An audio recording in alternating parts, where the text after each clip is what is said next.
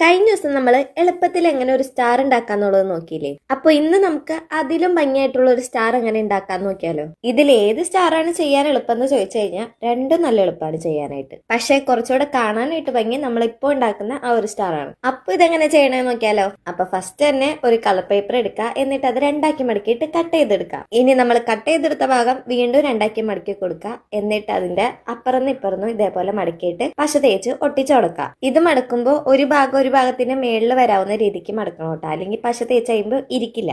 Okay, എന്നിട്ട് അത് രണ്ടാക്കി മടക്കിയിട്ട് നടുക്ക് പശ തേക്കുക, എന്നിട്ട് അത് ഒട്ടിച്ചു കൊടുക്കുക. ഇനി അതുമതേ ഇതേപോലെ ഒരു ഷേപ്പ് വരച്ചെടുക്കുക, എന്നിട്ട് അത് കട്ട് ചെയ്യുക. ഇതുപോലെ മൊത്തത്തിൽ ഒരു 12 എണ്ണം ചെയ്തെടുക്കുക. ഇവിടെ ഞാൻ 2 കളറാണ് എടുത്തേക്കുന്നത്. നിങ്ങൾക്ക് വേണമെങ്കിൽ അത് ഒരൊറ്റ കളറാക്കി എടുക്കാം കേട്ടോ. ഇവിടെ ഞാൻ 6 റെഡും അതേപോലെ 6 വൈറ്റും ആണ് എടുത്തേക്കുന്നത്. ഇനി എല്ലാം മേലെ മേലായിട്ട് ഒന്ന് ഒട്ടിച്ചു കൊടുക്കാം. ഒട്ടിച്ചു കൊടുക്കുമ്പോൾ ശ്രദ്ധിക്കണം, നമ്മൾ പശ തേക്കുമ്പോൾ ഈ ഒരു T ഷേപ്പിൽ വേണം പശ